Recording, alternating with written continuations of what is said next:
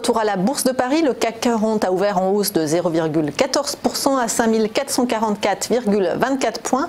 Et nous retrouvons immédiatement Éric Seban, trader et coach chez Perceval Finance. Bonjour Éric. Bonjour Anne-Laure. Alors le CAC 40 consolide un peu depuis le début de la semaine. Est-ce que la tendance haussière est remise en cause? Et à quel niveau le serait-elle selon vous, si ce n'est pas le cas? Alors ce n'est pas le cas.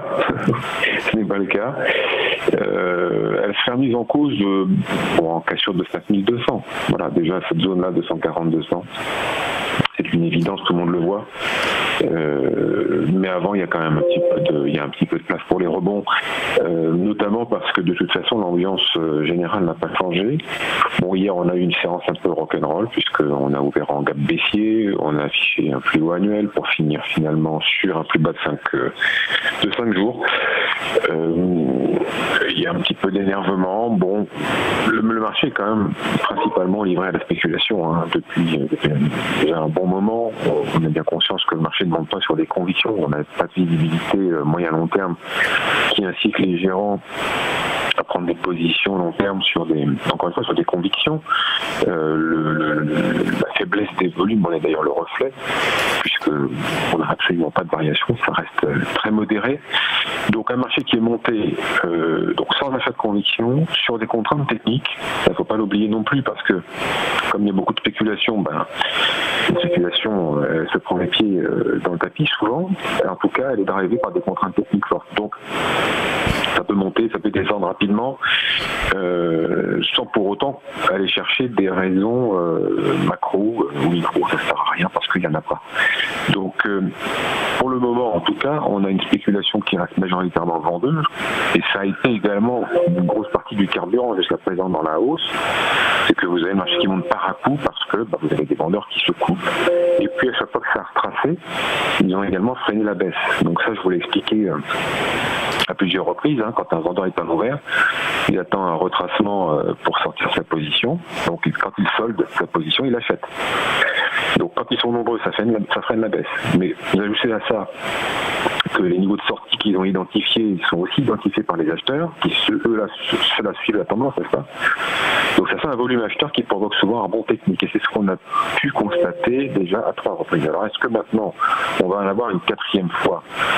C'est assez probable en définitive, parce que pourquoi le marché s'effondrerait? Je ne vois pas de nouvelles sortes. En tout cas, on n'a pas plus de visibilité qui permettrait d'anticiper une forte baisse du marché. Sur le plan de chartiste, il n'y a rien, en effet, jusqu'à 5200 cassés.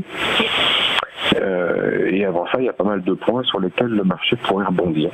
Donc sans nouvelle forte, parce que le marché est drivé d'abord par des contraintes techniques, attendre un fort tracement, pour moi, c'est exclu. Comme je vous le disais la semaine dernière, une baisse totalement exclue pour la journée.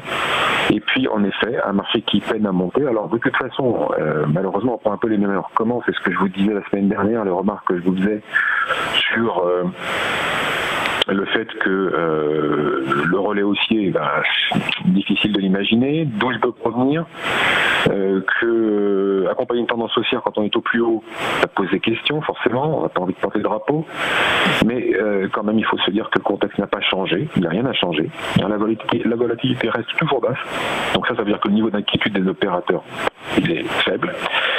Les volumes restent faibles, les niveaux de chartiste et de retournement de tendance à la baisse sont éloignés, donc il faut essayer de ne pas se poser trop de questions et continuer à être systématique comme les semaines précédentes, parce que de toute façon, on voit bien que c'est comme ça que ça a payé. Alors évidemment, si on se met à rentrer dans le marché maintenant, c'est plus compliqué. Quand on a profité effectivement de l'accompagnement, d'accumulation des pertes pendant toute cette phase de hausse, c'est plus facile parce que s'il faut rendre de l'argent, pas grave, on va en rendre un peu. C'est pas un marché qui est très facile à travailler quand on est débutant, je pense, parce qu'il ne s'agit pas de jeter une pièce en l'air. Là, être systématique, ça veut dire aussi réduire la date de ses positions, parce qu'il faut pouvoir supporter en intraday des mouvements qui seront potentiellement divergents avec la tendance haussière. Donc, c'est un marché très facile à travailler, mais avec, malgré tout, des meilleures probabilités dans le sens de la hausse que de la baisse. Merci beaucoup, Éric Seban, pour ces précieux conseils, trader et coach chez Perceval Finance.